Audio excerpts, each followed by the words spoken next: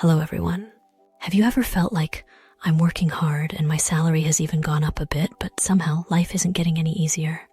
Or maybe I know I should be saving for the future, but I have absolutely no idea what I'm supposed to do.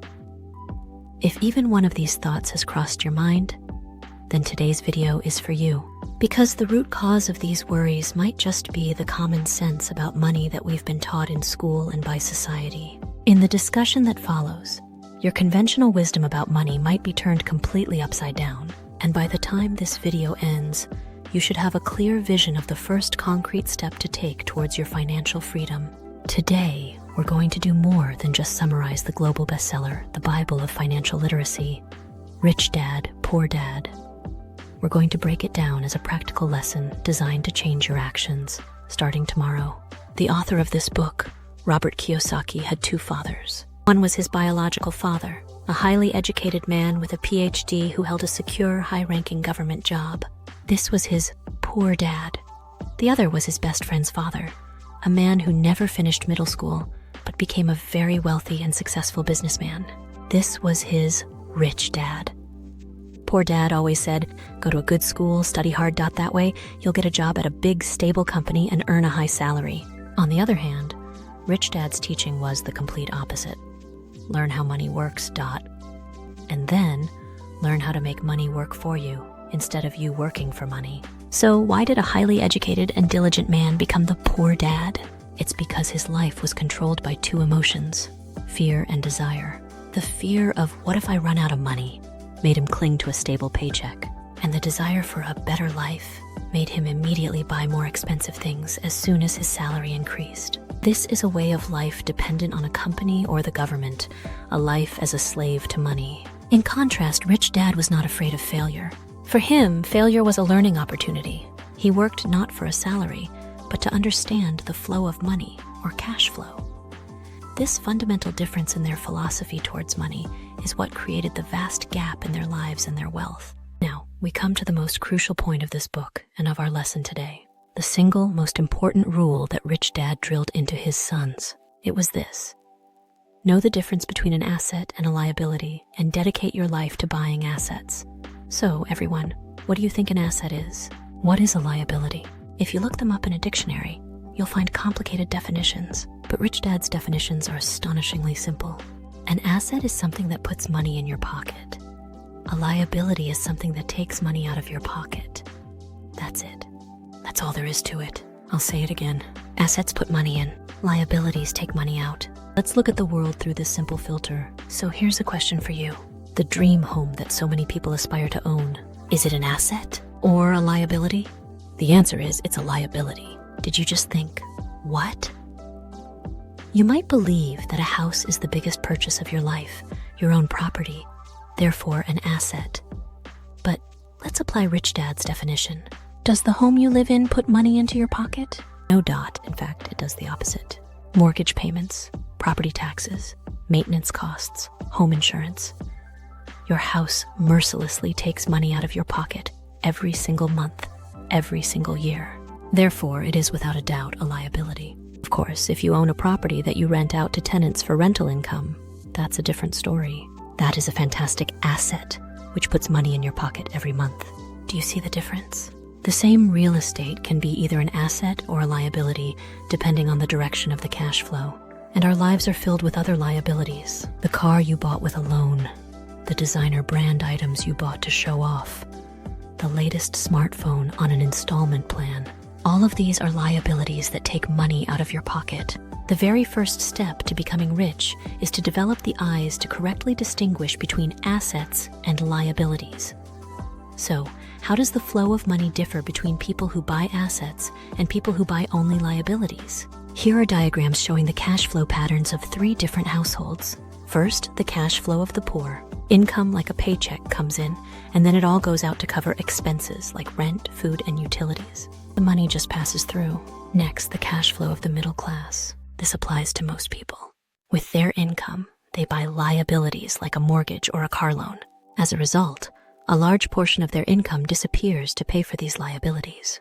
Even if their salary increases, they just buy a bigger house or a nicer car, so their expenses also increase, and they never seem to get ahead. Finally, the cash flow of the rich. When they receive income, they first buy assets. For example, stocks that pay dividends, real estate that generates rental income, or businesses that produce royalty income. Then these assets generate new income. The rich use this money generated by their assets to cover their living expenses or buy luxuries.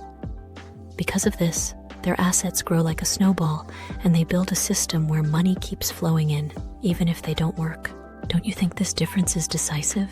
Rich Dad says, the rich buy luxuries with the money generated by their assets, the middle class, and poor buy luxuries first with their own sweat and blood. The order is completely reversed. Your salary goes up, but your expenses also go up, and you never seem to get a break. This state, like a hamster frantically running inside a wheel, is what Rich Dad called the rat race. Until you escape this rat race, you will never achieve financial freedom. How can we break out of this endless loop? Rich Dad teaches us 2 escape strategies.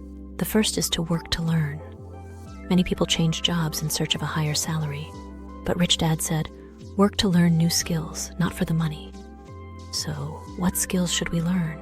Specifically, there are 4: accounting, investing, marketing, and law. Accounting is the ability to read financial numbers. Investing is the ability to make money grow.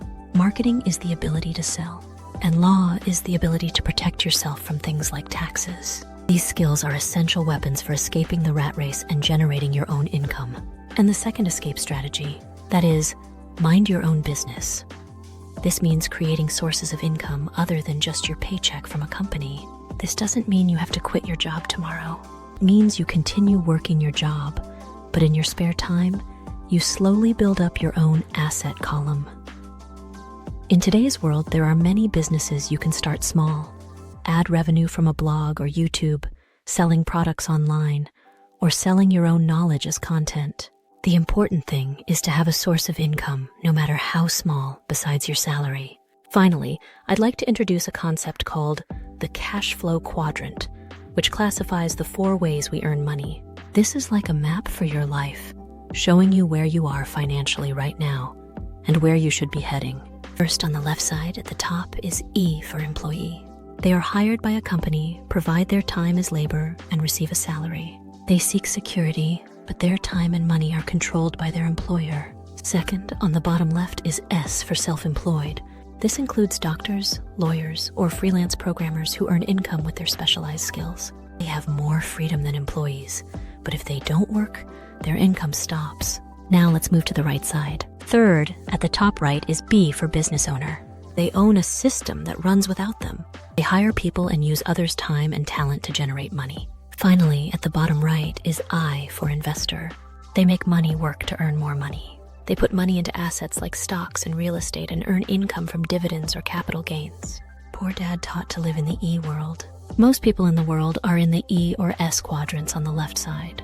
However, Rich Dad said we should aim for the B or I quadrants on the right side. Why?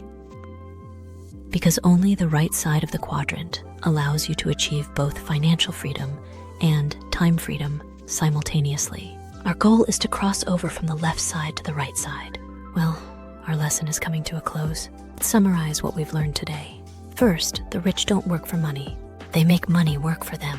Second, understand the simple difference between assets and liabilities, and focus on buying assets while avoiding liabilities. Third, to escape the rat race of depending on a salary, work to learn and mind your own business. And fourth, our destination is not the world of employees or the self-employed, but the world of the business owner or the investor. This is the roadmap to financial freedom that Rich Dad, Poor Dad teaches us. But what should I actually do first?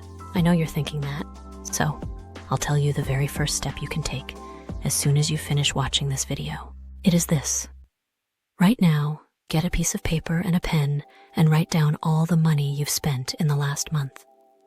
Then, next to each expense, write down whether it was an asset or a liability, according to today's definition. Did it put money in your pocket or did it take money out? First, you must see your own cash flow clearly with your own eyes. That is the beginning of everything. On this channel, We will continue to explain the kind of financial knowledge that you'll never learn in school in a way that's more specific and more practical.